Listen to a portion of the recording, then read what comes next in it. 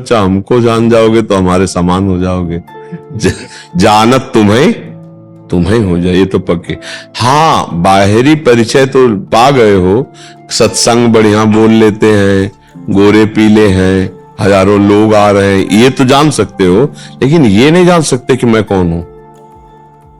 मैं कौन हूं, तुम मुझे जान गए क्या?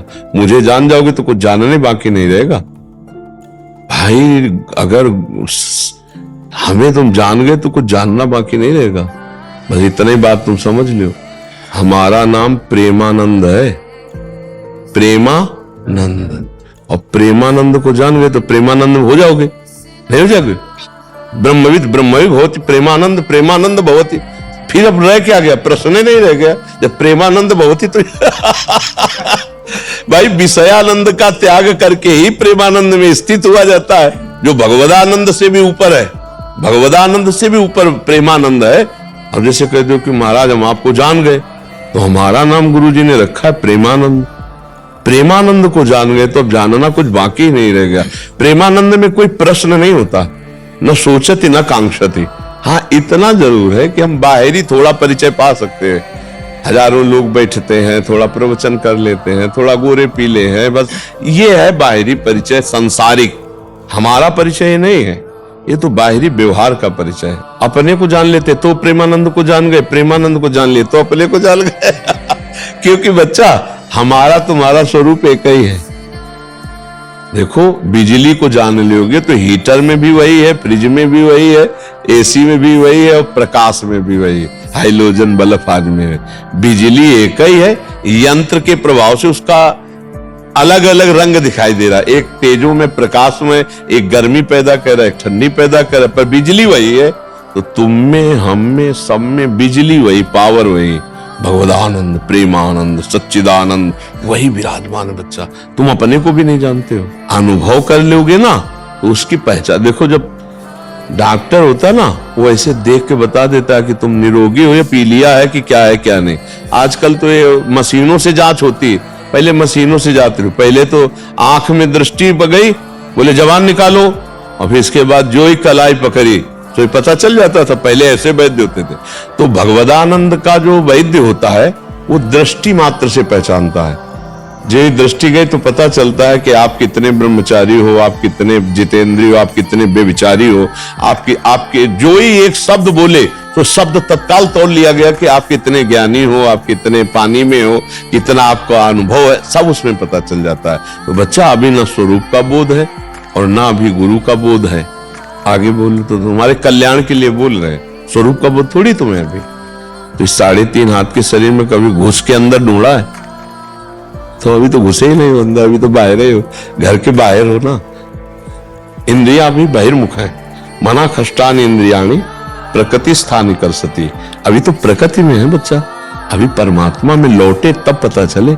नाम जप करो, अच्छे आचरण करो, माता पिता गुरुजनों का आशीर्वाद लो, समाज की सेवा करो पहले ये, तो इससे तुम धीरे धीरे अंदर आने लगोगे। बाहर पवित्रता हो जाएगी ना, तो ये शरीर का एक कर्तव्य कर्म भी है। अगर आप इस शरीर समाज का जैसे एक हिस्सा है, आपने समाज सेवा नहीं की तो चाहे कोई भी हो, चाहे महात्मा हो, चाहे गृहस्थ हो, आपके साधन में विघ्न पड़ जाएगा। आपको समाज सेवा करनी है।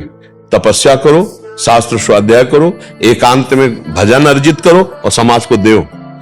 ऐसे आप जैसे जवान शरीर है, फावड़ा चलाओ, 200-400 रुपया कमाओ, माता पिता की सेवा करो और नाम जप करो, तो आप धीरे धीरे अंतर में आने लगोगे। इसकी पद्धति है। अगर समाज सेवा नहीं करोगे, परिवार की सेवा नहीं करोगे, तो देखो हम लोगों को क्या करना पड़ा। बचपन से भागे थे समाज से, और आज क्या कर रहे हैं? सुबह से समाजे में लगे हैं, रात्रि के 1 बजे जगे थे और स्नान आदि करके 2 बजे 2:05 या 2:10 पे समाज में उतर पड़े। और वो दर्शन करते हुए यहाँ फिर यहाँ अपनी दिनचर्या, फिर सत्संग, फिर देख रहे हो अभी करके सीधे आके यहीं बैठे, एकांतिक शुरू है, अभी चलेगा 8, 8:15, 8:30 बजे तक, और फिर ऊपर गए कुछ मिनट बाद फिर श्री जी के साथ। एक दिनचर्या है, अपने को अर्पित कर दो समाज में, और अंदर अंदर नाम जप करो, भगवान का भजन करो, तो ज्ञान प्रकाशित हो जाएगा। असली ज्ञान जिसे कहते हैं। आपसे पूछो तो परमार्थ में अभी कुछ नहीं हो, ऐसा मानो, तो उससे क्या होगा? हमारा अहंकार गलित हो जाएगा। एक एक पॉइंट पे हम बता सकते हैं आपको कि अभी आप कहीं भी टिके नहीं हो, तो आप जो हम कहें सो करो, अभी सब बात बन जाएगी। प्रात काल उठ के रघुनाथा, मात पिता गुरु नावहि माथा। माथा रखो तो बुद्धि शुद्ध हो जाएगी उनके चरणों में। माता पिता साक्षात मातृदेवो भव पितृदेवो भव, ये साक्षात भगवान है। कहीं और मंदिर में भगवान तब मिलेंगे जब पहले घर के भगवान की पूजा कर लो। ये आजकल जो है ना, बूढ़े लोगों को लोग इसलिए घर से बाहर कर देते हैं, हगे मुते कौन इनको फेंके, और ये समझ में नहीं आता उसके बेटे को कि जब तू अगमूत रहा था तब स्वयं गीले में रह करके और तेरे को अच्छी जगह लिटाया, अपने शरीर का रक्त दूध बना के तुझे पिलाया, और अब जब सेवा का समय आया है तो तू स्टेशन पे छोड़ के आ रहा है, तू मंदिरों पे छोड़ के आ रहा है, भीख मांगने के लिए मजबूर कर रहा है। तो हमें लगता है ऐसे लोगों की नरक की जरूर गति होगी, चाहे वो जाए मंदिर में जाए और चाहे वो किसी धाम में जाए। ऐसे लोगों का कल्याण नहीं जो अपने माता पिता की ऐसी गति करते हैं। इसलिए हमारा सबसे प्रार्थना है कि थोड़ा बुद्धि शुद्ध कर लो, मंदिर के भगवान को भोग लगाओ या ना लगाओ, बूढ़े माता पिता को भूखा मत रहने दो, उनको बढ़िया बढ़िया खवाओ पियाओ। वो गाली दे तो बात भी उनकी मत सुनो, वो वृद्ध हो चुके हैं, उनकी मानसिकता बिगड़ चुकी है, उनकी सेवा करो। हम सबसे प्रार्थना करते हैं। और जिनके पास ऐसा उदार हृदय हो, कोई ऐसा वृद्ध दिखाई दे तो उसको अपने घर ले आओ। 2-4 दिन में ऐसी संस्थाएं हैं जहां उनको सुव्यवस्थित पहुंचा दो। कई ऐसे वृद्ध जन हैं जिनको अत्यंत आवश्यकता सेवा की है और लोग उस समय उनको घर से निकाल देते हैं। अब वो लोग कहां शौच होंगे, कहां लोग शंका करेंगे। अब उनको सुबह चाय चाहिए, उनको भोजन चाहिए, उनको दवाइयां चाहिए। कैसा हृदय होगा उसका नीच कि वो अपने ऐसी मां को जिसे भगवान की तरह सिंहासन में बैठाना। ये हम आपको सच्ची कह रहे हैं। अगर बूढ़े माता पिता को बढ़िया सोफा कपड़ा बिछा कर बैठा लो और बढ़िया भोजन पवाओ और शाम सुबह उनकी दंडवत करो, रात्रि में चरण दबाओ और कोई आराधना करो न करो, भगवान प्रसन्न हो जाएंगे। और भगवान आए दर्शन देने। जब पुंडरीक जी अपने माता पिता की रात दिन सेवा में रहते तो जो विठ्ठल भगवान है ना, हाँ वो दर्शन देने आए। इसलिए माता पिता की सेवा करो बच्चा, और संयम से रहो, ब्रह्मचर्य से, और नाम जप करो, सब ज्ञान हो जाएगा। दूसरे की माता के करो, अपने माता पिता के भी करो, ठीक है। ये जो गर्लफ्रेंड और बॉयफ्रेंड और लिव इन रिलेशन, ये जो गंदी बातें चली है ना, ये नशा की तरफ प्रेरित करती हैं।